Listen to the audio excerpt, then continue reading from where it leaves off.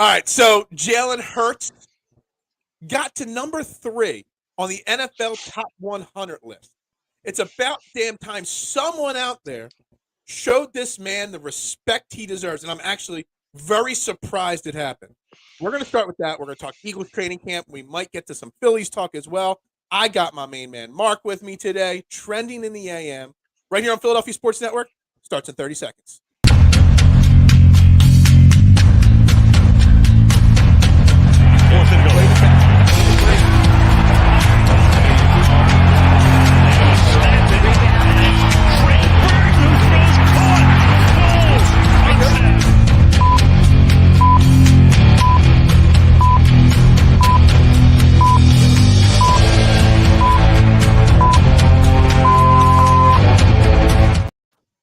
And a very good morning, everybody, and welcome to Trending in the AM right here on Philadelphia Sports Network. We're live, Facebook, YouTube, X, because I think that's what the name is now. Make sure you hit the like button, subscribe button, turn notifications on. I don't even think they're retweets anymore. I think they're called reposts. I got to change what I do before the show. Make sure you repost and follow and tell a friend, tell a neighbor, tell the person in front of you at Wawa. Trending in the AM, #1 morning sports show in Philadelphia, where your opinions actually matter. I'm your host, Phil Stiefel, and I got my main man. You never know what's going to happen when Marc Moscatelli is sitting next to me. We might fight. We might argue. I doubt it, but we may agree as well. Good morning, Marc. How you doing today? Good morning, Phil, and thank you for the invite today. We're going to have a really good show. Shout out. Allegedly, he has a name, man, chatter. All right, shout out to Phil Guest, the mad chatter. Yeah. I mean, I think it's Marc. It says it clearly on the screen, my man. But yeah, thank you everybody for tuning in. Make sure you hit that like button. You guys know the drill. Likes equal views. Likes help the algorithm. Unacceptable when we have less than 25 likes on a video. But let's get started. So, Marc, I don't want to waste any time. Just hugging it out, me and you. No. We're gonna get right started here. Let's do it. Let's do it. So the final 10 on the NFL Top 100 came out. Obviously, Patrick Mahomes is the #1 player in the NFL. This list is voted on by their peers. This is not media people voting on this ranking list here. This is the peers. This is Jalen Hurts voting on this list. You know what I mean? Patrick Mahomes voting on this list. And Jalen Hurts was voted the #3 player in the NFL. And I was shocked, honestly, because I'm so used to, and I'm sure you're so used to, the negative media reaction towards Jalen Hurts. He's the 7th best quarterback, the 9th best quarterback. We've all heard the Chris Simeo and the Dan Sillyman, how they crush this guy on a regular basis and say he's not good enough and this and that. Were you as shocked as I was that he actually got the respect? And was it because you didn't think he would get the respect, or just because we're so pre-programmed to accept the disrespect for this guy? I was pleasantly surprised to find out he was in the top 5 and actually number 3. Your pre-programming point is dead on balls accurate. I mean, we have been programmed that we don't matter. That what is it? No one likes us. We don't care. Stuff like that. So to see him ranked as high as he has been, where last year he was unranked. After the Super Bowl, even the biggest detractors of Jalen could no longer besmirch the guy, which is a term that I like to use on Twitter. You really couldn't. Like, what more do you want this man to do as an NFL quarterback leading a franchise like the Philadelphia Eagles? The man did everything and then some. And he and Tyrone, that is a great point you have there. Put this up there because I think it's a fantastic point. And we care. We get so upset over it, but Jalen doesn't care. But do you think Jalen just puts that front up and does care a little bit to see the respect come his way? Well, I think after the dust settles in his career, he should look back and say, "Hey, man, I was a pretty damn good football player." Right. But in the moment, I don't think he cares. And AJ Brown had a really good quote. I think it was yesterday. Hey, man, that is well deserving. I'm very proud, but I can tell you right now, I don't care, and neither does Jalen. We have things to do here as football players, as members of the Philadelphia Eagles, and maybe it's lip service. I don't know, but I'd love to hear that. And everything that I've seen from Jalen, this stuff does not bother him. He has a focus of I'm going to win a Super Bowl with my teammates and lead these men into battle for victory. And that's what I really, really love about him. Hate destroys the haters, not the hate. Not to hate it. I think it's like he's always used that extra hate as an extra chip on his shoulder. You know what I mean? Like he's always found a way to use that as extra motivation.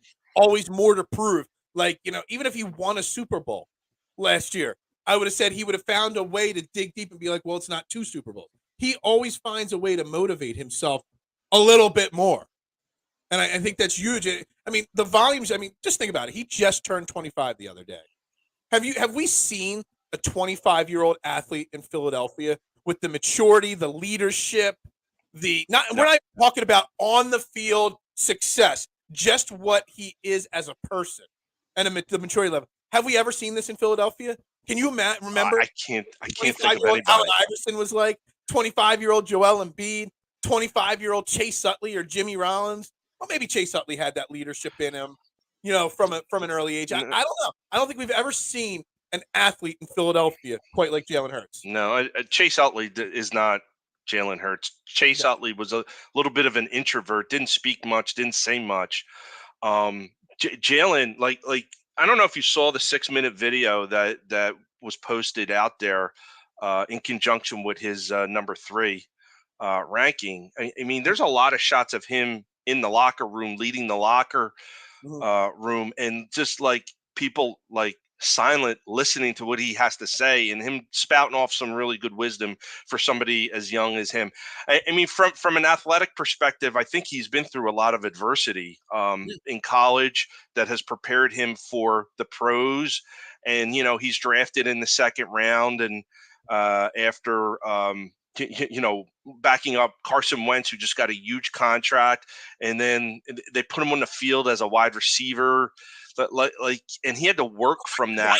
I forgot about that. Yeah, and he had to work, and then the next season it's he can't throw the deep ball, and all he does is run, and it's and he's not as good as he should be. And even into the offseason, the report came out the Eagles were on the cusp of getting Russell Wilson, and Russell Wilson declined to come here.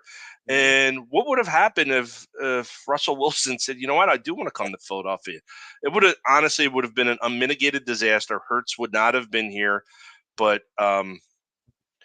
better than Josh Allen? Yeah, he's better than Josh Allen. Of course he is. And I love Josh Allen, dude. I think I watched one of the greatest football games ever with Josh Allen against the Chiefs 2 years ago. Where there were that back of, I've never seen anything like that. I love Josh Allen, but Hurts is on another level, man. If Josh Allen was Jalen Hurts, then Josh Allen would have been playing against us in the Super Bowl. I was actually thinking the other day, and I haven't actually said it on the show. Josh Allen is Buffalo's equivalent to Joel Embiid. Just can't get it done in the playoffs. I don't even think he's played. He hasn't gotten to a Super Bowl. We know that. Has he ever got? I think he's gotten to 1 championship round in the AFC. Like, he comes up small in the playoffs. And I know there's a lot of team issues there and stuff like that. I don't want to make this a whole Buffalo conversation. But is Josh Allen a little like Joel Embiid? Just can't get the team over the hump? I think it remains to be seen. You have these quarterbacks that are out there that on a different level than the rank and file, and I think he is one of them. It is Buffalo, though. Like when you talk about attracting free agents and top-notch talent, where you want to go, Buffalo, or you want to go down to Florida, or you want to go to California? So it is a hard sell. So they do have to draft very well and keep their homegrown talent as much as possible. So thanks, K1. I'm glad you love that analogy there. I'm really glad. Right, listen, it's a little bit of I saw it more of a knock to Joel Embiid, and he's another guy. I mean, if you want to go on a Sixers tangent here, it's I think we're too hard on Joel Embiid, and I do. Again, what more do you want that man to do? He's done everything that Game 7. The dude had no legs, man. We'll talk about this on another show because now you're pissing me off. Dude, you're pissing me off now. Such a good job of not talking Sixers for like 3 weeks. And I saw a tweet from my man Sean Bernard yesterday or 2 days ago, and he posted a new update, which was just the same update on the James Harden saga. And I retweeted it. I'm like, look, it has been so nice to not talk about it, but don't forget that's still lingering out there. And at some point in the next week or two, we might have to get back into having a Sixers conversation on the show, but it's not yet. I want to do one more. I want to make one more final comment on Jalen Hurts getting that number 3 spot, but also the maturity of him. Like I always say, like Jalen Hurts has that Mamba mentality, right? And who made that Mamba mentality so famous? Kobe Bryant, right? He was Mr. Mamba mentality. But even Kobe Bryant early in his career wasn't that Mamba mentality guy. He showed a lot of immaturity early in his career. It took him years to become that Mamba mentality personality. Jalen Hurts, like that. He was that guy basically from the get-go because of what he went through even in college. I don't know if K1 thinks that's a bad analogy too, but I don't know where you thought is on that. Yeah, Phil, he got a head start. He was at Alabama. He was pulled in the championship game for Tua. Went to Oklahoma. He got a head start on handling adversity in his profession, and it really set him up for success with the Philadelphia Eagles. I tweeted out, we're so damn lucky to have somebody like Jalen on the Philadelphia Eagles. Not only his athletic ability on the field, but what he does off the field. He's the right guy, and he's built for this city. Yeah. From an athletic standpoint, Phil, from Carson Wentz's second year in the league and Jalen Hurts' run last year, it's pretty similar. The numbers, he threw more touchdowns, but he ran too. Very athletic, can make plays. Mm-hmm. What was the missing piece? Wentz couldn't read a room. He couldn't lead men. Yeah. And I don't think I think it's a little unfair, but like that intangible, that piece, that teammate piece, that intangible. Now I've said before that Carson Wentz is miscast in his life. I think he should be running a large charitable organization. He does that very, very well. Mm-hmm. And I hope he does something like that down the road or gets more involved in that. But like when you're trying to manage people and manage a process or manage results, mm-hmm. like you gotta be thick-skinned. You gotta get your hands dirty with your teammates next to you. Yeah, you gotta lead by example. And you can't fold under pressure. I always talk about the intangibles, and I always talk about how I'd rather an average quarterback with great intangibles than a great quarterback with average to below average intangibles. But this is so important. Never getting too high, never getting too low. Never letting the highs, make you too overconfident. Never make the lows doubt yourself. I mean, that's the perfect quality. Right there with a tattoo.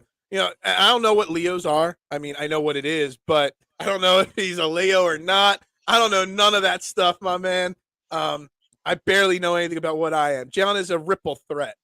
A triple threat, I think that means. Running, passing, and mind. There's not many athletes, not just quarterbacks, athletes, period, that are the triple threat like that at all. But it is good, though. Isn't it good, though, to see the respect he's getting now? Finally. Oh my God, yes. I mean, listen, I know he doesn't care, but us as fans, don't we like to say, yes, we do have this great guy, and other people actually say it? And let's be honest, like when he first got here, there was a big question mark, and there were a lot of people saying, well, why are we drafting him? Is he a gimmick player? We don't need him. Like when he was drafted, I remember posting on Facebook, like, what a big question mark. Well, why did we draft this guy? Mm-hmm. And people are saying, "Oh, we need a backup." I'm like, "This guy's not backup material. Like this is going to be a problem." And it was my first tweet that ever blew up. Like I had like 100 followers. I didn't do podcasting yet. Mm-hmm. I put out a tweet. love Jalen Hurts the player, but not sure where he fits. I want to see him start somewhere. This is not like I don't remember the exact words, but I was like, I knew just like you that it was not going to be a problem per se, but we were getting a special person. We'll see how it plays out in Philly. Man, Chatter, we'll get to running backs in a minute. We'll get into some training camp battles and stuff in a minute. Howie did it. You know, Howie, we got to thank Howie for plenty of what he's doing. But anyway, to wrap it up, any final thoughts on Jalen Hurts here before we get going? I don't think there's a battle at quarterback one. Is there in training camp? I don't think Ian Book will be beating him out this year. And Mark, Well, if you want to talk about quarterbacks, I don't know if Marcus Mariota makes the team. He's been really not good. And I understand why they signed him. I mean, he's a physical guy. He's a big guy. He would play a similar type game with Jalen, but the guy can't hit the broadside of the barn. We don't want that to happen, though, Mr. Lynch. I mean, they need to go 3-0, but against those guys.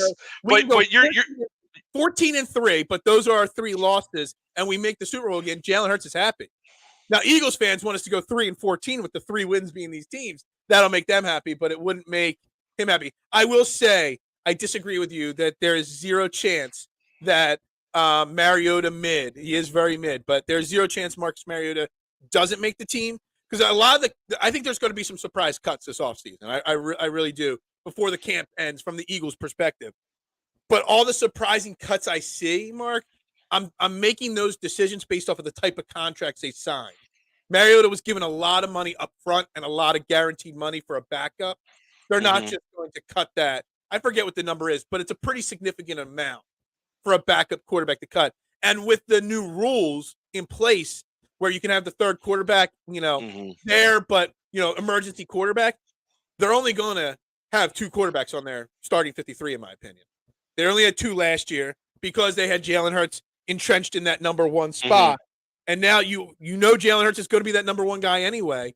Mariota is going to be the number 2. That's all they're going to have. And Ian Book won't make the practice squad either. They're going to go with Tanner McKee on the practice squad as that third emergency quarterback. That's what I think is the thing. And because you have a solid, an above solid starting quarterback, you don't need 3 quarterbacks on your roster. Mariota will be the guy. You're hearing, and I see what you're reading about him in camp, but I don't think it matters. I think because of the money, he stays. Here's the other thing too. I'm looking at the age. I mean, Jalen Hurts is 25. He's a starter. Ian Book is only 25. It doesn't have a lot of experience under him. Tanner is a rookie. He's 23. If he goes down, Hurts goes down for a game. Yeah, you probably want somebody that kind of knows their way around the pocket there. And yeah, Mariota does fit that bill. I do know like there were people that wanted to trade the house for this guy 10 years ago or however long it was. Could you imagine the history? I did a show a couple of weeks ago called What If? And that got brought up so many times. Like, can you imagine what if Chip Kelly got his way and we traded the world for Marcus Mariota? So I remember that, and I was like on board, like, yeah, we need a quarterback like that, a game changer. But then who was included in the trade was Fletcher Cox, and Fletcher's my guy, and I believe him. He's a future Hall of Famer. Don't at me. I think he really is, and that was the sticking point. I'm like, you can't trade this guy for Mariota, and if they did, they don't get to the Super Bowl. He was really bad last year. And the thing is, I think this is probably it has the potential to be the biggest mistake Howie made if Jalen Hurts goes down and misses more than a game or 2, because he gave a lot of money, so he is going to be the guy. And I've talked about it on the show, Mark, and I'll ask you, what would you rather in a backup quarterback to Jalen Hurts? Because just like Joel Embiid, we always talk about the backup center behind Joel Embiid for when he misses time. They went last 2 years with Gardner Minshew. Not as good of a quarterback or thrower of the ball or whatever, but he had the same intangibles as Jalen Hurts. He had that leadership, that fire up the team. Like when he gets into the huddle, the team looks and can rally around him. Marcus Mariota, his skill set mirrors Jalen Hurts a little bit, but that leadership quality, he doesn't have it. Like, he's a dry, drab person. Like we say, I'd rather great intangibles with average quarterback versus great quarterback and average intangibles. Well, Marcus Mariota doesn't have those intangibles at all. And I think we're going to see if or when that happens this year, maybe the team doesn't rally around. Like I know Marcus Mariota went 0-2 last year, but I really think, or not Marcus Mariota, Gardner Minshew. Mhm. I really think that there's a few play calling mistakes late in the game that if they change a little bit in that Dallas game, I mean, he put up almost 40 against Dallas in that game. Mhm. It was this close to being a win. The New Orleans game was atrocious, but Mhm. we were close to rallying in that game for the victory. I don't see Marcus Mariota rallying the troops like that in a starting situation. Yeah, I don't know. Yeah, he doesn't have those Go back and intangibles. watch that Dallas game. I don't think he was as hard as you think. He was terrible in the second game, but in that Dallas game, he was pretty solid till that last drive, where I want to say that they had to throw a big deep pass on 3rd and long, and then they could. I forget what happened. There was a 3rd and 4th down play at the end of the game, and if they do something slightly different, that they have one more chance at another pass. But I don't remember the exact detail. Here's the deal. If you got to go to your second string quarterback, Yeah. It's a significant drop off. Yeah, that is funny. Yeah, there's Carson Wentz is available. Nick Foles is available. If you don't want to go, Carson Wentz is a little confused right now. I don't think he knows what to do. He's got the Eagles helmet, the Washington shirt, the Colts shorts. When did Carson Wentz? He looks like Frankenstein with all that stuff. He had a big tattoo on the inside of his bicep. Oh, he's tatted all over. I know somebody who was in a medical room with him. He said he's got a real ugly tattoo on his back. I did not know that. Yeah. That's very. I'm surprised. I won't lie. I'm a little surprised about that. The team will have a package of manageable plays for him, and he'll be fine. Yeah, if you have to miss one game, almost anybody can survive in that one game. It's if you need your backup quarterback for 4, 5, 6 games, we're definitely in trouble. Chip Kelly still has influence on the Eagles organization. Chip brought the option offense to the Eagles. Now Hurts is thriving in it. I think there's some slight resemblance to Chip Kelly. I think Chip Kelly's influence is more on some of the players like Lane Johnson and coaches like Jeff Stoutland who are still here from that time. But I think that's where it ends there. Kelly brought Jeff Stoutland, and that was a big deal. Lane Johnson was drafted during Chip Kelly's era as well, wasn't he? I believe he was a Lane Johnson. Yeah, he was. Draft. My beard. K1, we're going to start. I wish I knew how to do K1, how about mine? It's coming in a little bit here. I don't know how to do in-show thread or polls. I know there's a way to do it. I was at my nephew's number 2 birthday party this weekend. He turned 2. My man Rai and my aunt. So many people at the party said it's time for the beard to go. Do you agree or disagree? I don't know if I can get rid of the beard. No, you'll look like a different person. I would. Your face will be naked, man. You gotta. I can't go beardless. Yeah, and then you gotta change your handle because you're not beard of knowledge anymore. Exactly. Yeah, in 2021 they ran the ball to win games. They can win running the ball no matter who the quarterback is. I gotcha. Mark, no beard, but he keep it clean though. Yeah, you got it clean. Yeah, exactly. Mark needs some in-season beard work. Everybody's jumping on your beard. Jesus, man. I prefer to be the heel than the baby face, man chatter. That's just me. All right, let's not talk about quarterbacks anymore. Let's not worry about who's going to be the 3rd string quarterback. Man chatter brought up the running backs, and there's lots of camp battles going on. And I was going to bring up linebackers the first one, but we could talk running backs since Man chatter loves to talk about our running back situation. He loves when we talk about it. I got something interesting here for you. We got 5 running backs, right? Yep. Vying for a spot on this team. Everyone assumes we are keeping 4 running backs. But let's go back here. Last year, coming out of training camp, the 53-man roster, 3 running backs. 2021, 3 running backs. 2020, 3 running backs. The last time we had more than 3 running backs and 4 was 2019 to start the season. That being said, people still think we're going to keep 4 running backs. Do you think there's a chance that it's only 3? And if it's 3, it's Swift, it's Gainwell, and it's who? Like the odds. I'm looking. I did some research the other day. I wrote down the average amount of players at every position over the last 4 years on the initial roster. And I'm looking at where he went last year, Howie, with this roster. To make a 4th running back, are you going to give up offensive line depth? Are you going to give up, safety or cornerback? Like, where are you going to pull that extra spot from? But that No, means that there's 5 guys fighting for 3 spots. I would Only say, 2 out. I think if they go more than 3, it will be a pleasant surprise. Yeah. Um, they're probably going to go 3. And let's be real, like the running back position is not Yeah. a position that it was like in the 80s where you had like Absolutely. 5 running Obviously, backs and it's 2 very fullbacks. controversial. And Very yeah, controversial right now. so I have their depth. Well, not their depth chart. I got their list up here and looking at ages and whatnot. Boston Scott is 28. He also weighs the 200 pounds. Rashard Penny, I think, was supposed to be DeAndre Swift, and DeAndre Swift came aboard. So I think Penny is going to be one of the odd men out. I don't think he's going to make the squad. I mean, Trey Sermon, like he's been part of the practice squad how many years now? A couple of years. It was You great know, in you're going to college. see, and Tyrone, you're going to see a heavy dose of Trey Sermon this Yeah. this I think you're going to see preseason. Saturday. I can't wait for. I mean, I know George, if he's watching, he's going to be like, "What? You care about preseason games?" Yeah, I want to watch football, Yeah.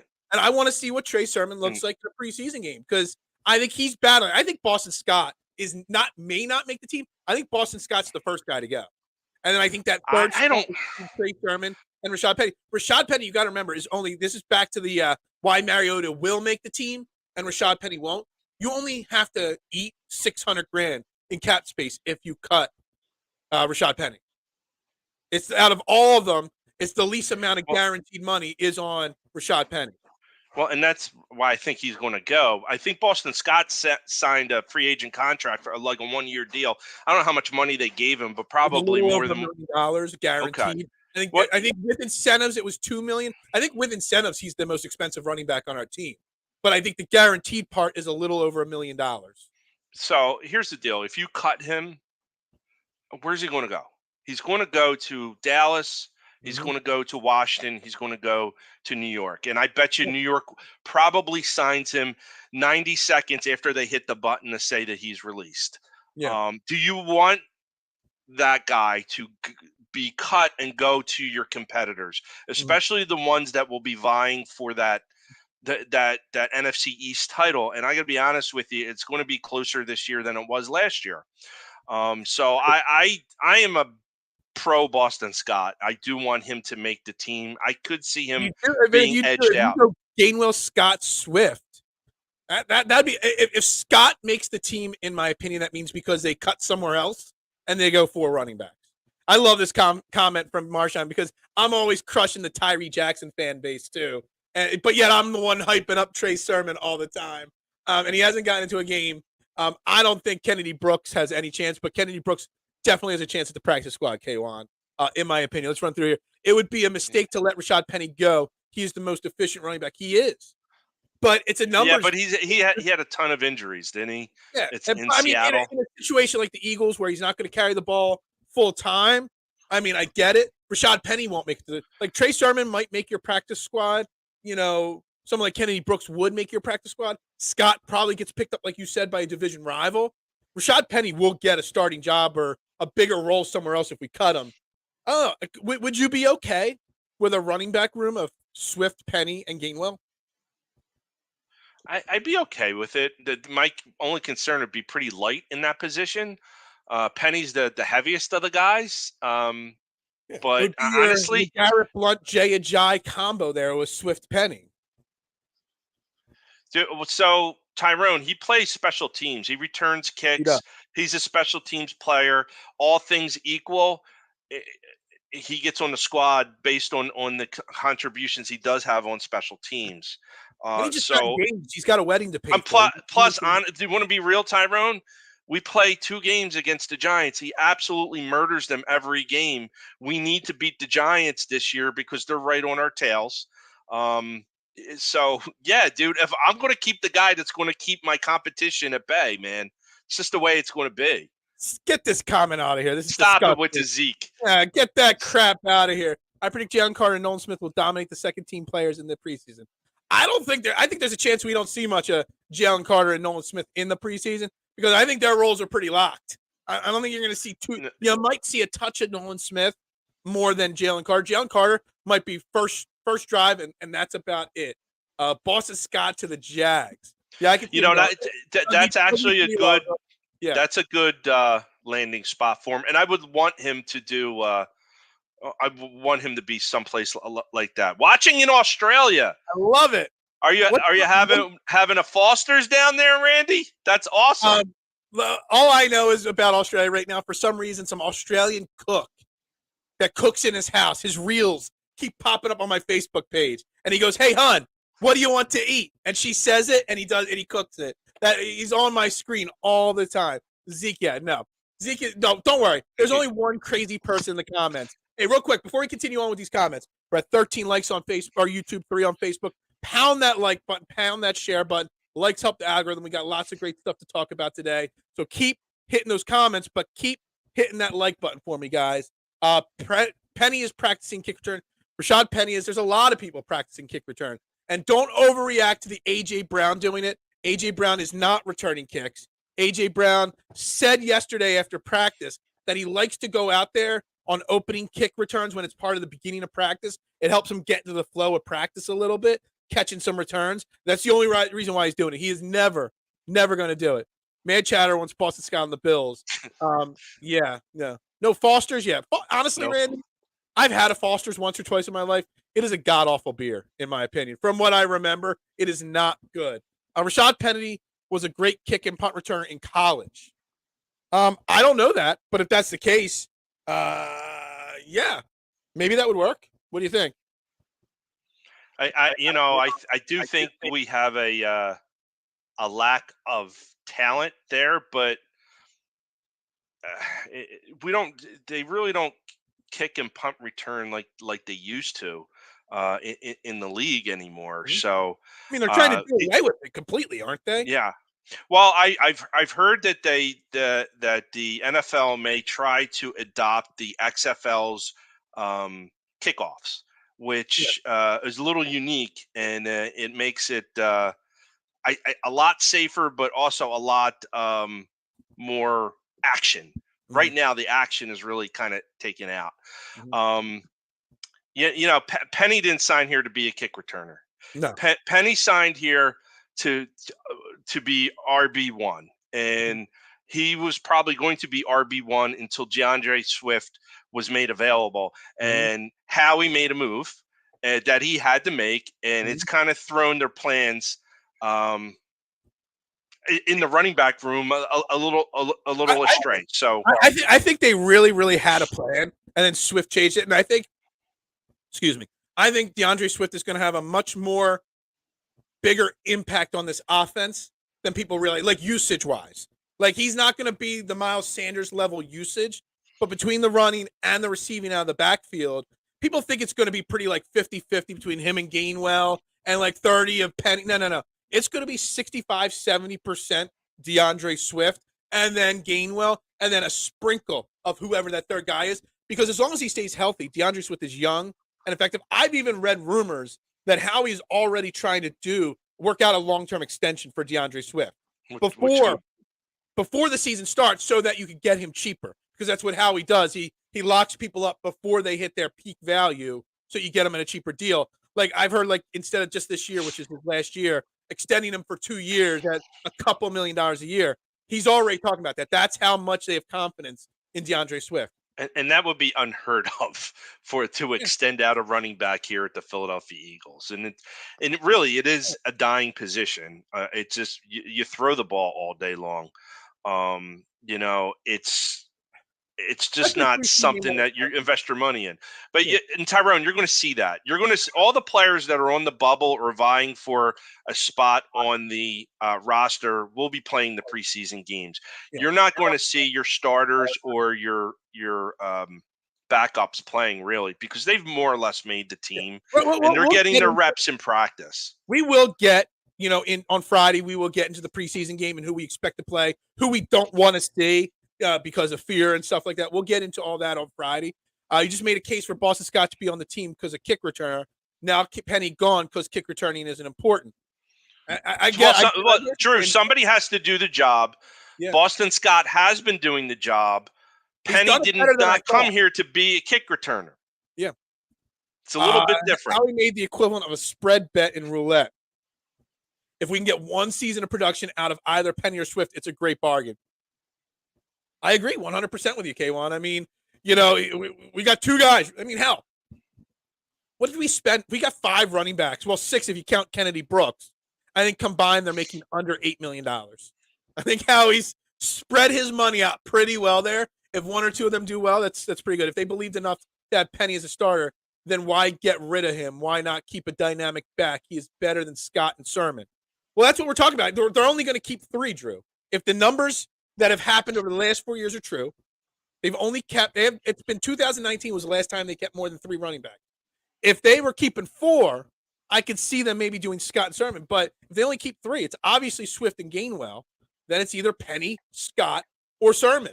And it's probably in that order, Penny, Scott, Sermon. But we'll see what happens. Drew, all things equal. If you can play on special teams, even beyond the kick or punt return position, all things equal, the guy that plays the special teams and plays it well is going to make the squad. It's just the way it is. What time do the Eagles play on Saturday? 7 or 8 or something like that? 7 or 8 on Saturday, Match Matter. I don't know. Are they home? Are they home or away? They're in Baltimore, I think. They're in Baltimore? Baltimore has a 23-game win streak in preseason. Who cares about the record in preseason? I just want to take the Ravens money line. Rashad Penny scored 10 touchdowns as a returner in college. I'm not going to fact check him. That's a lot. If that's accurate, that's insane. Maybe there's something to if that is an accurue statement, and I'm going to assume it is. That's some interesting stuff right there. Listen, that's the truth. Listen, what that last comment, listen, it says it on my Twitter profile that I'm an idiot. I'm an idiot. I don't know any of this stuff. Thank you for digging that out. I mean, if that's the case, maybe they did sign him that he's going to kick return. I don't know, but that kind of information normally comes from my statistician Kyle, who's saying 7 o'clock game and the Ravens are 6. If you bet on preseason football, you are the definition of a degenerate. Yeah, and listen. I won't lie, I probably will bet on it. 1-800-GAMBLER if you're betting that game Saturday night. I'm going to roll through these comments. Keep that betting up for a second. I want to bring up or in your mind, I want to bring something up. Really, do we honestly need a kick returner? What's the exactly like you need somebody that can catch the ball, but it is what it is. Tyrone, we don't really just a guy to fair catch. Okay, so I don't know if you saw this. It was announced yesterday that Penn Entertainment, I guess they're a betting site. They used to be partnered with Barstool. ESPN has made a huge multi-billion-dollar agreement with Penn Entertainment. ESPN's going to have their own betting app now. And I know you're very passionate about the betting in football, the suspensions and stuff like that, and how it's plastered everywhere. What do you expect? Now ESPN, the worldwide leader in sports, is getting in bed with the betting companies. Even instead of just promoting DraftKings and FanDuel, they're going to have their own app now. I don't know if you even read about that or saw that. I saw it. I know you're very passionate about this. Yeah, I don't listen. I'm not a gambler. I stopped gambling for a while now. Mm-hmm. I do believe that getting in bed with these gambling outfits is not good. I don't think it's a good look. You're basically, gambling addiction is probably, it could be worse than other addictions that are out there. And they say, well, it's a victimless addiction, and it really isn't. I mean, I could tell you, I'm not going to tell the story because I don't want to reveal, but it just ruins everything. Tyrone, it does.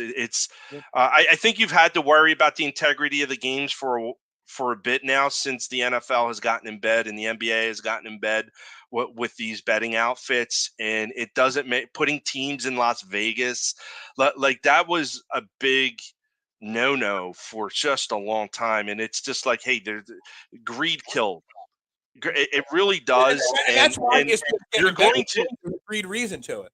And for you to say hey, we're going to be in bed with Vegas, and we're going to be in bed with these betting apps, and oh, by the way, guys, you can't go to Vegas, you can't bet, you can't do this, you can't advertise for these folks, you can't do all that, Right. is just hypocrisy at its finest, and it's disgusting.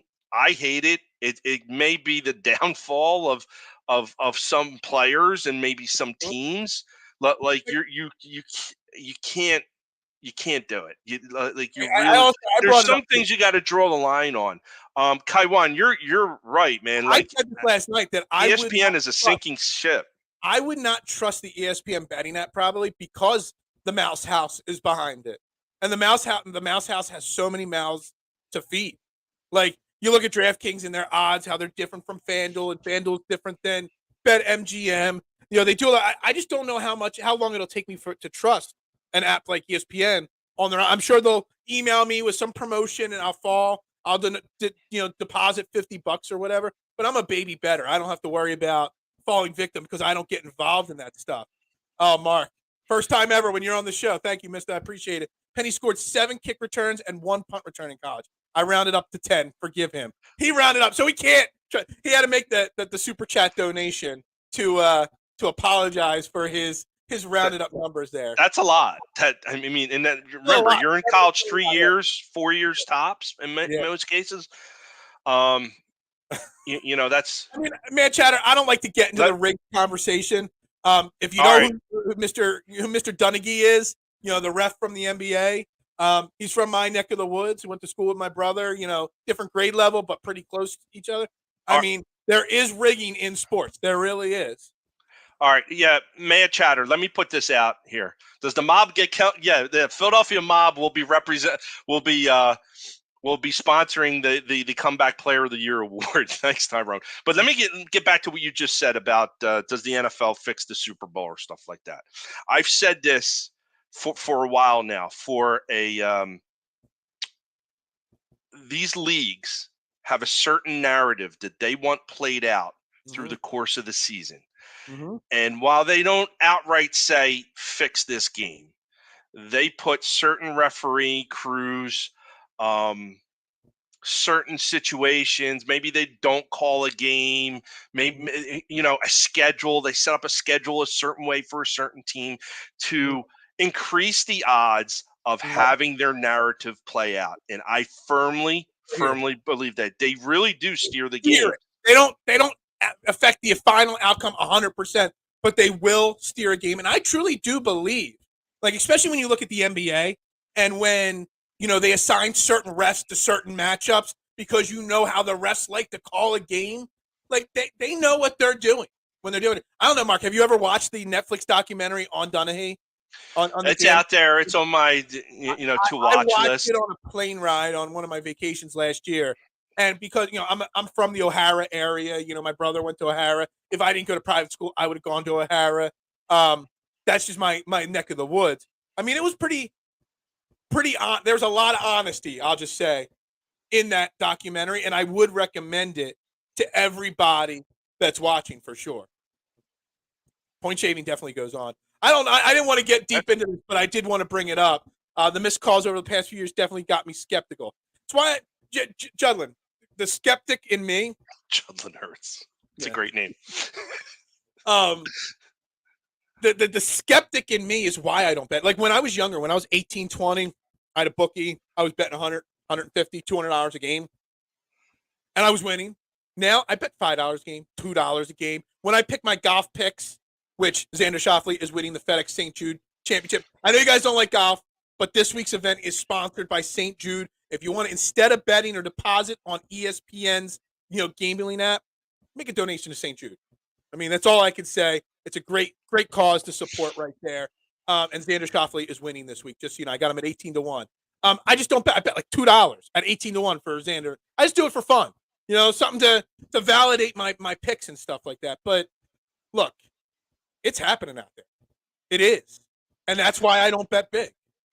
Listen, you don't think that field was purposely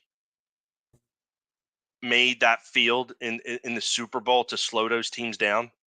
And it really, I mean, not so much slow the teams down, slow the line play down where you couldn't get to the quarterback, so you would get a shootout. Are you telling me that the NFL didn't know what they were doing there? They absolutely did. They absolutely did. They got what they wanted. They got their shootout, but at what cost? We couldn't get to the quarterback. If we could have got to the quarterback a couple times, if we didn't slip and fall.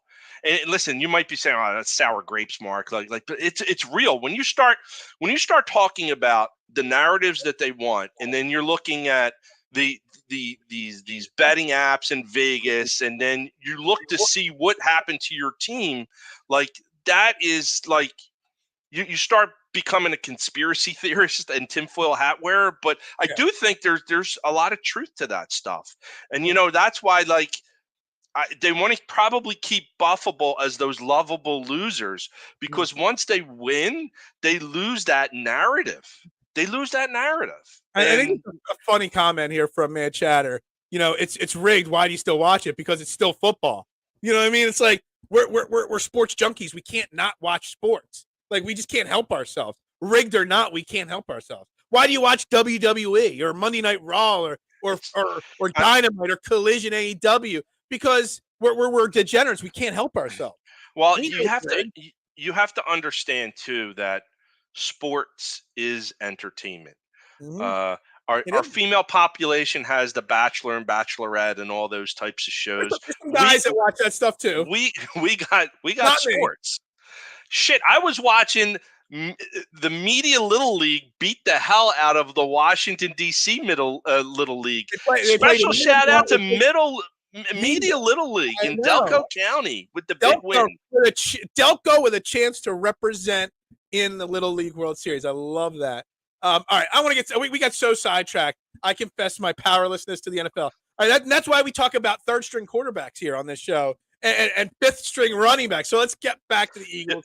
Make sure you like this video. Phil, imagine having a team where your biggest discussion is are they going to have 4 running backs or 3 running backs, or who's going to be your third stringer? How stacked is this Philadelphia Eagles team? I know. I think so. So let's get back to Eagles. Because I think that what's it say? Eagles have 3 quarterbacks in the NFC Championship game. NFL was trying to protect Mahomes with that messed up field. Probably not wrong. Yeah, I don't. I mean, Mahomes is their boy. All right, so let's get. You want to say right guard? I was going to talk linebacker. I think right guard, unfortunately, is officially locked up. I do not think there's a competition at right guard. Every report I'm reading, Cam Jurgens is head and shoulders ahead of Tyler Steen. Nobody else that's been brought in or that was on the team is really pushing them. Cam Jurgens is the starting right guard week 1. You might not even see him Saturday in Baltimore play. I wanted to talk about the linebackers. And I think there's a really fun, interesting battle heating up there. Obviously, Sunday, they signed Myles Jack, Zach Cunningham. They were both out on the field practicing yesterday. Myles Jack starting with the ones in practice yesterday. I think Demaro and Ellis as viable options as starters has been proven inaccurate, correct?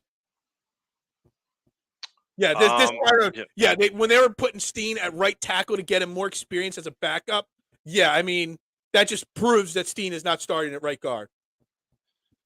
Yeah, and going back to your linebackers, if Stoutland's talking very highly of Cam, it's a done deal. I mean, it's huge. It's huge, and you honestly, Cam Jurgens was hired to, or was drafted to,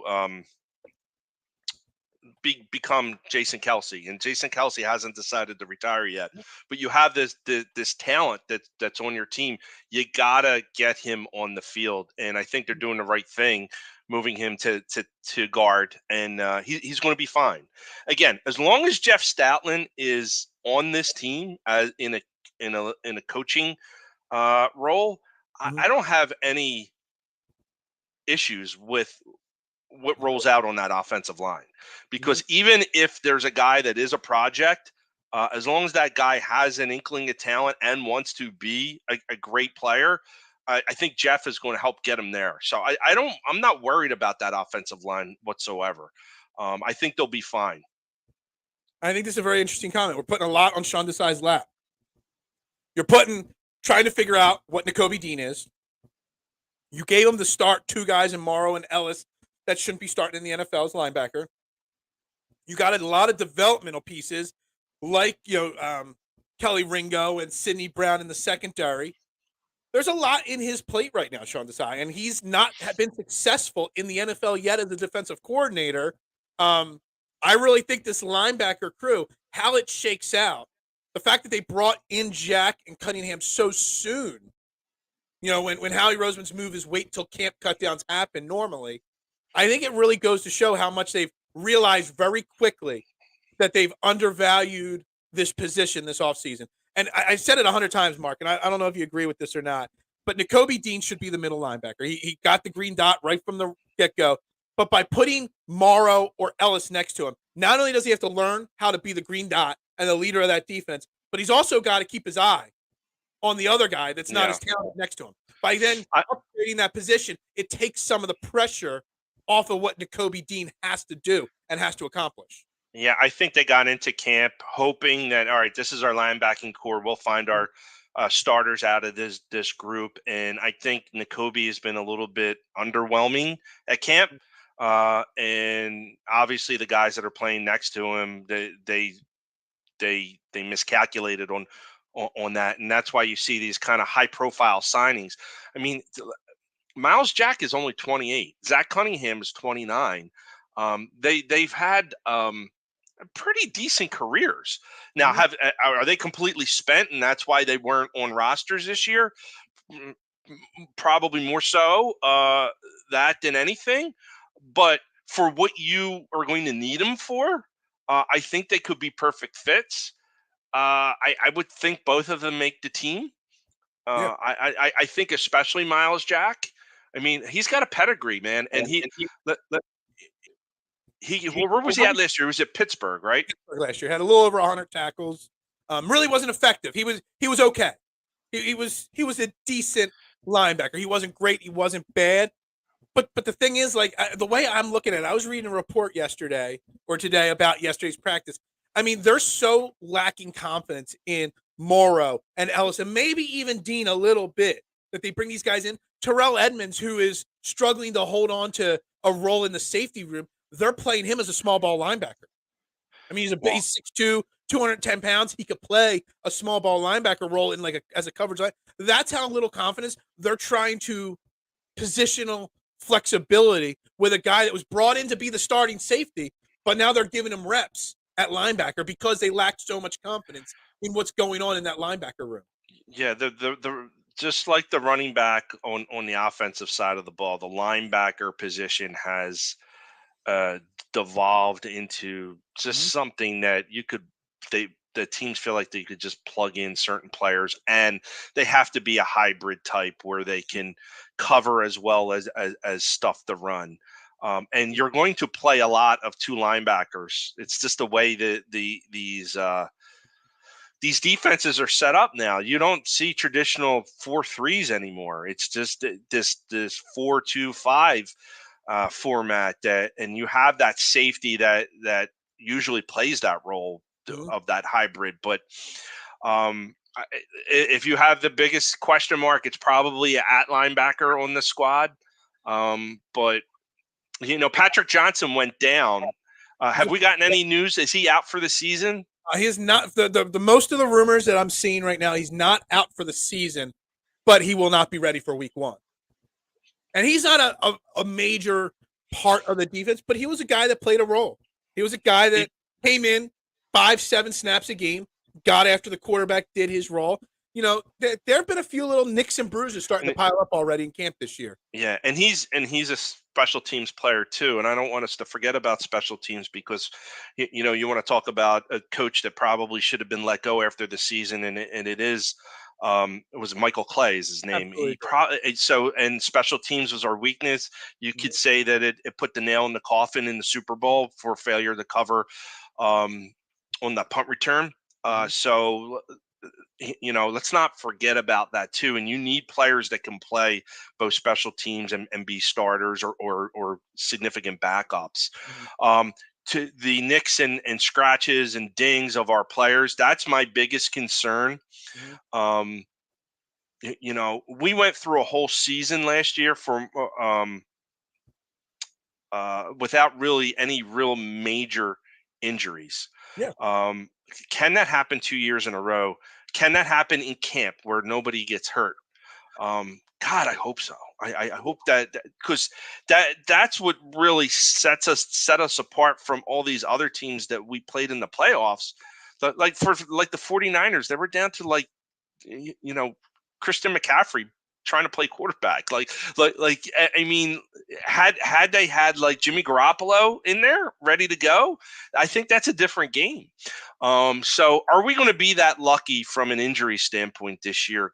I hope so, but don't count on it. Yeah, the odds are maybe the odds are just in our favor because after like 2020 and all the injuries that we faced that year and the 47 different offensive line configurations, maybe the gods are just looking in our favor this time.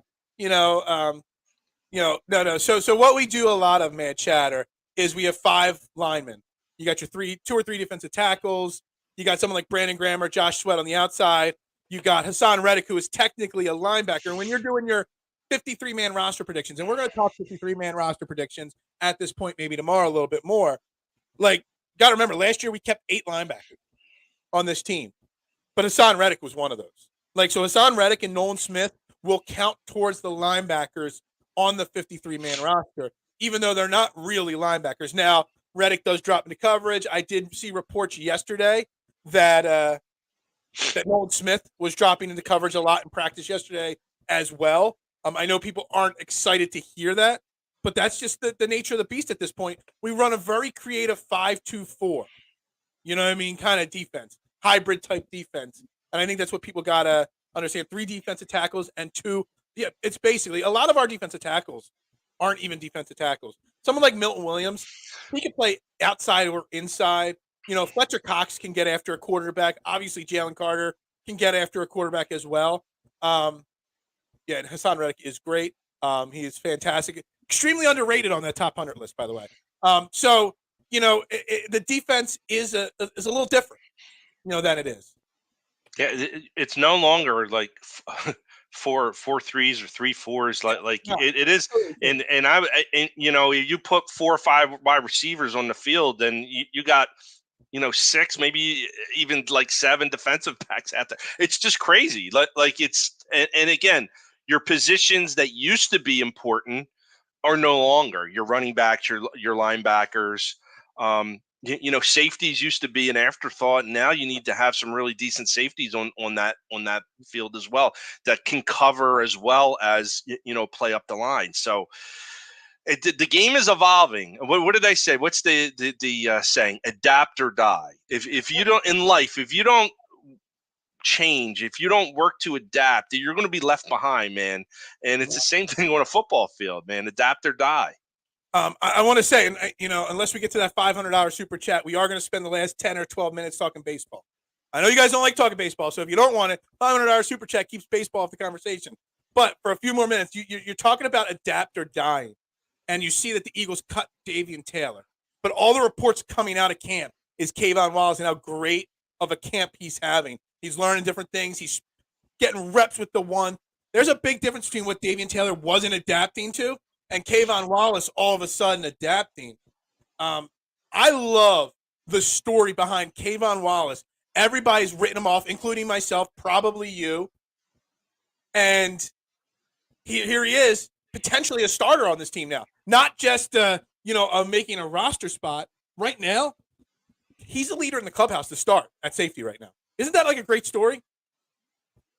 Yeah, I mean, listen, he was a 4th-round draft pick. I mean, right in the middle. I'm sure that they want to give him every opportunity to start. We want to. Good morning, Eric. Thanks for coming on. Yeah, they want to. Come on, man. Baseball is America's pastime. Come on, man. But yeah, you want to see your homegrown guys make it there. And be a starter.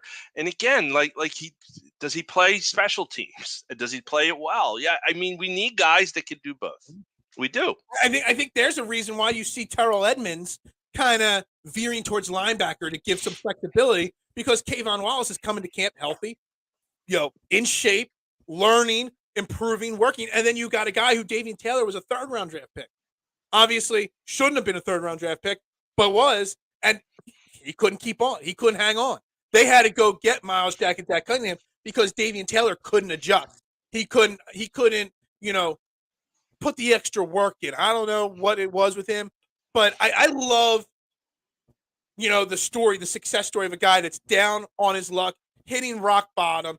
Kayvon Wallace and Davian Taylor were both there, but Kayvon Wallace is working his way up. I always love that kind of story. And I think that, we talk about, we'll get in a little bit of baseball with the Trey Turner situation and 50,000 Eagles fans at a practice and stuff. I think the fans of the Eagles and the Eagles fan base will show so much support to Kayvon Wallace this year if he comes out and performs well. Yeah, all you got to do is show that you care and you try. And if you do, Philadelphia gets behind you. If you don't show effort, or if you're flippant with respect to your responses, or you don't speak to the media like appropriately, I should say, or own your mistakes, like you're going to be, it's going to be a problem. And Alec Boehm showed it last year when he said, "I hate this fucking town." Excuse my language, and he owned it, and he had a good season. And this year he's just he's going to have 200 hits. He's going to have 100 RBIs. He's moved himself all the way up to the 2-hole. And the same can be said with Trey Turner. I mean, he signed a $300 million guaranteed contract. He can basically tell everybody to go F off. I'm getting paid. I don't care. And I don't think that's why he signed here for the money. I mean, listen, the money is the money, but he wanted to be on the East Coast. I think he wanted to be with his best friend, Bryce Harper, as well. And something that hasn't been talked about, and I'm going to put it out there, is you got this guy, Bryce Harper, that is vouching for a lot of these guys. For Schwarber, for Castellanos. Like, it's almost like you work for a company and you're doing really, really well, and you refer your friends to work on to come to work, and the owner of the company is real gung-ho. Man, I'm getting another Bryce Harper. And when you find out that they are on a different level and Bryce vouched for this guy, like how does that make it look like maybe Bryce should concentrate on hitting, and it looks like he is right now, than trying to get all his friends on the team. And that might sound like, hey, this is negative Nancy talking about, but I do think, like, leave the roster construction to the people that are supposed to construct the roster, because then you're going to get to a point where your star player is running the team, and they're not the experts, and sometimes you got to make difficult decisions. Your friends can't be on the team, or maybe you can't re-sign that particular free agent. So I do think there's a little bit of that went on that honestly probably shouldn't. But getting back to Trey Turner, that crowd willed him to a 5-game hitting streak and a 3-run homer. And that is the thing where we, like, as fans, we believe that we can influence games and influence players and actually impact the outcome of a game. And Phil, can we? Is what I was going to say was, before you finished up there, I was going to say, is the image of Philadelphia sports fans slightly taking a turn in the positive? You got 50,000 Eagles fans at a practice. You've got standing ovations for guys like Trey Turner. You've got the fan base showing so much support for so many. It's almost like, I mean, I kind of feel like we were always like that, but I think it's almost like the world and the country is starting to see, maybe we're not that guy from 1963 that threw a snowball at Santa Claus. You know what I mean? We're not those people. We're bigger than that. We're better than that. And I think the world, there's like almost like a change in the winds.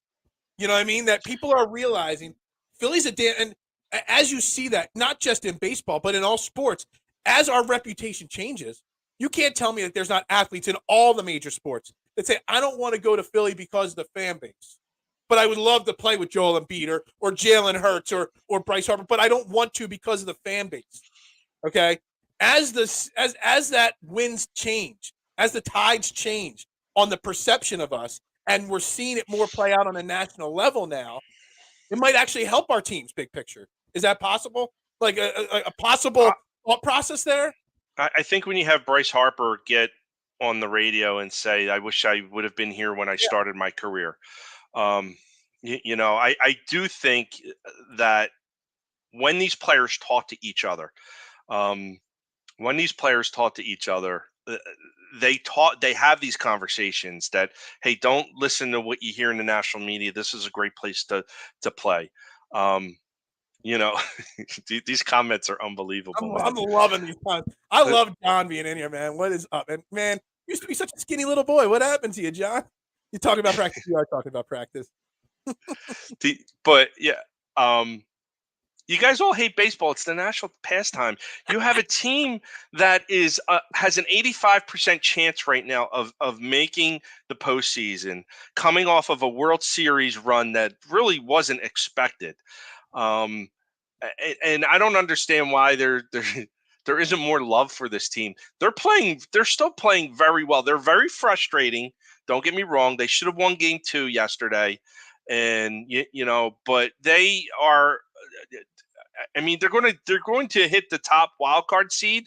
And listen, they have an outside shot of winning the division. And if the Braves can come back to earth a little bit, and Spencer Strider keeps letting up runs the way he does, and if we can get on a mad run, you can go ahead and close that gap a little bit. Yeah, listen, I have a gray beard, so I'm probably a little bit older than the mad chatter. I think Mark was born mad chatter in the Woodrow Wilson administration. I'm almost positive he was alive during that administration. Almost. But yeah, I mean, look, I'm not trying to make this all about baseball, guys, but Mark's my guest today. Mark loves baseball just like I do. I'm giving him a little bit. Yeah, that lineup was awful in game 2. It was. And they still almost won the game.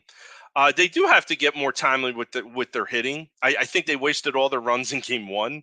It had me nervous there. And then, Hoffman gave up that big home run. And Kimbrel he is a Hall of Fame pitcher, but my man is on his last legs. And he is prone to giving up a run or two in that 9th inning, and he did so yesterday. I don't know. K1. I lost was only a few years back, so it might have been past its relevancy then too. But I get what Mark's saying. I mean, this Phillies team. I'm getting wrecked, man. I'm not going to be invited back, Phil. I knew that this was going to happen, and I let it happen anyway. Because normally they're coming after me. It's nice that they're all coming after you. And we did drop about 40% of viewership once I let you go on your baseball tangent here. But you know what? Screw it. Nobody dropped the $500 super chat. We got 8 minutes left. We can talk whatever we want. I don't care. You guys don't drop that super chat. We talk what I want. And, I think Mark's right. This baseball team has potential. I've been very harsh. You know this, Mark. You say I've gone over the top with my harshness on this baseball team plenty of times. But they are a very it's kind of funny. And I was thinking about this last night. So I haven't fully figured out the right way of saying this. But I remember doing a show in the middle of the Sixers season and being like, this is the most talented Sixers team that we've ever had in the process era. But it doesn't mean that they're going to win the title because of all the things. This Phillies team might be one of the most talented Phillies teams we've had in a long time. It doesn't mean they're going to win the World Series. And I think that's the problem right there. Yeah. Well, listen, their ERA, their team ERA is 3rd best in the league, I believe. It's at a 4. But how? I have no idea. I was shocked to see that. And their lineup when it's hitting. Thank you for my fire football takes. When this team is hitting, and what's Charlie Manuel say? It's hitting season. It's awfully entertaining, and it's fun. I'm trying to figure out a way to get to the ballpark this weekend. Ain't nothing like a day at the ballpark. So, yes, this season. I've been to a couple, and I think they've lost every game I went to. So I'm a bit of a mush, but it's fun. And here's the other thing for all you haters in baseball, it takes you about 2.5 hours. You're in and out. It's no longer a 3.5, 4-hour pitch fest. It's almost too short of a bit. Now you got to go down and spend a couple $100 and it's over in 2 hours. The one game I went to, my kid wanted crab fries, right? Okay. And the line was like really long. So I said, all right, it was the 3rd inning I got in the line. I'm not lying. I got out of the line top of the 7th. I missed half the game waiting for goddamn crab thighs. And that's how quick the game is going. You should have made the kid wait in line. You try to be a good father sometimes. Try. Doesn't mean you are. Yeah, you try. It's like the Phillies are talented. It doesn't mean they're going to win. You try to be a good dad. I just want to be entertained all fall. And that's with the football team and the baseball team. Yeah, look. You're sold, Kaiwan? He's sold on that. It's a ripoff, too. Yeah. Like other things are. Yeah. Real quick. So I know Mad Chatter had asked to wrap. We got 5 minutes left in the show, a couple minutes on the wrap up and stuff. If I'm paying that money, those games being shorter does not make it better. I agree. Mad Chatter did ask earlier, and I wanted to let you have some time talking baseball, but he wanted your hot or bold take for this NFL season. He had asked it way up here somewhere. There's 180 comments. I can't go through them all to find, the exact one. Hold on. What do we got? Before you get bold takes, go to Chicken Pete's for the crab fries. Go to Citizens Bank Park for baseball. Fantastic point, Kyle. Fantastic point. I love it. Honestly, Chicken Pete fries at the ballpark are overrated for so many reasons. Dude, they're like $15. I know. 25 beer costs $16.99. And yes, you can miss a third of the Phillies game. Exactly. It's some of those food options you see on the broadcast. I mean, you got to wait so long. I'm not doing it. I don't go to the ballpark for great food. I go to the ballpark to watch baseball and eat a hot dog. And that's about it. We are doing such a great job on selling people.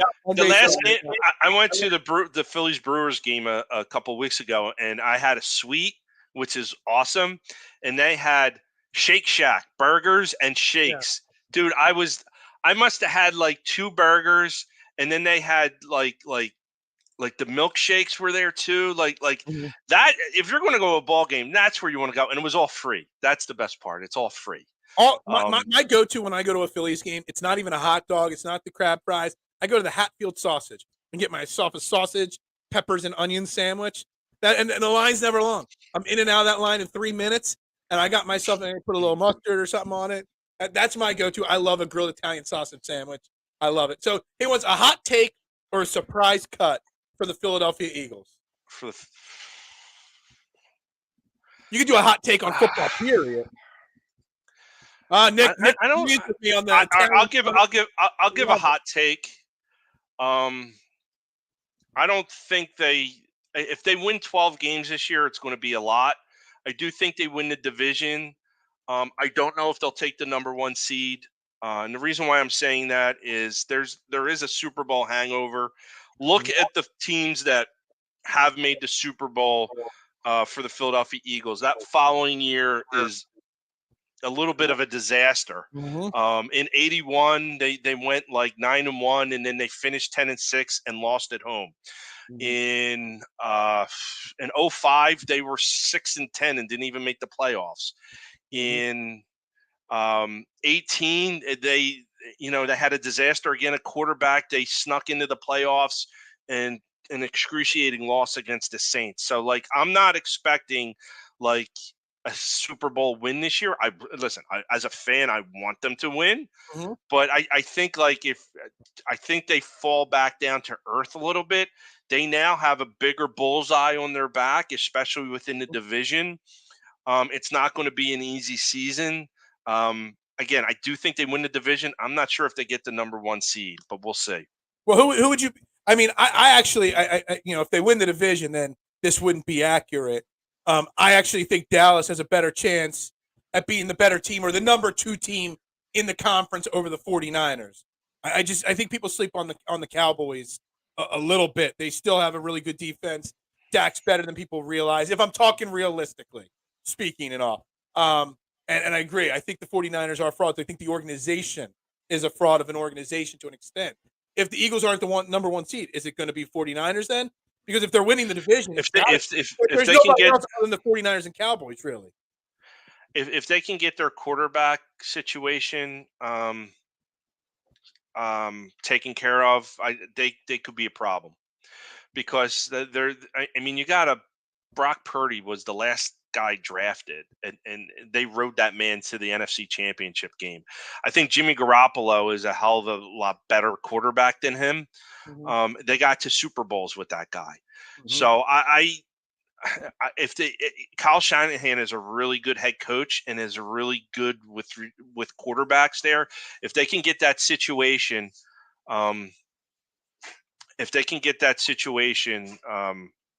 fixed, that could be a problem. Yeah, you have a point. I love this comment and then his follow up. And I actually just wrote it. K1, I wrote these two comments down, and I'm going to put out a tweet after the show about this. And I think this is we've already hit the 9:30, so now we're into overtime. And there was no $500 super chat, so we got to wrap this show up. But I think this is a great part to start tomorrow's show off, this hangover theory, and the fact that we lost in the Super Bowl and we still ended up getting better because of the first round pick. I think it's a fantastic. It's the winner of comment of the day for sure. So I'm going to real quick rebut that. You have brand new offensive coordinator and defensive coordinator. There's a lot of change, and Sirianni is probably going to need to do more. Can he do more? I'd like to think so, but there's a lot of things that are going on. Hey, listen, I want them to win 14 games again. I want them to go to Super Bowl, and I want them to win. But what I want versus what's probably going to happen, I think, are two different things. And the same deal with the injuries. Are you expecting an injury-free season again? Yeah. It's not going to happen. So we got to brace ourselves for the fact that their games might be a little over the top, but I don't think being the number one seed I still think they're the number one seed. Even if they win 12 games, they could be the number one seed, in my opinion. It's what happens in the playoffs based off of injuries. That's where the hot take may come into play. You should be paying me. No. You guys don't pay me enough. I ain't paying you. I ain't. And I don't think it's a bad take. I think it's a great talk. Anyway, we're going to start the wrap up here. This is Trending in the AM. We got what? 18 likes on YouTube, 6 actually on Facebook. Man, 6 on Facebook, man. That's great because that's rare. Make sure you hit that like button. Anybody that's still watching, likes help. It even helps the replays. More people catch the replay, the better. I greatly appreciate it if you guys would do that. We've got 2 minutes of overtime, so overtime is over. I've got to go to work. No more Board of Health classes. Back to a regular schedule. That's my main man, Marc Moscatelli, sitting next to me. Make sure you shoot him a follow. Follow me on Twitter or X or whatever they call it today. Yeah, it's called X. You don't have to retweet. Yeah. You have to repost his stuff. That's what I do. I keep doing the DX sign anytime I say it. Make sure you follow him, give him a follow, or give one of his burner accounts a follow as well. It was nice to see the burner account pop up. Phil, do you still have the Mike? I do have the Mike Schmidt pick hanging at the shop still. Of course I do. I would never take that. And if I ever sold the shop, that doesn't go with the sale of the shop. That comes with me. My Mike Schmidt picture is one of my favorite things. You're banned on that. Yeah. You're banned on a lot. I got to let the dog out. He's having a fit here. He probably has to go. Yeah. Everybody have a great day. For Marc Moscatelli, I am Phil Stiefel. We'll be back tomorrow, 8:15 a.m. right here on Trending in the AM. You guys have a great day. Have a great one.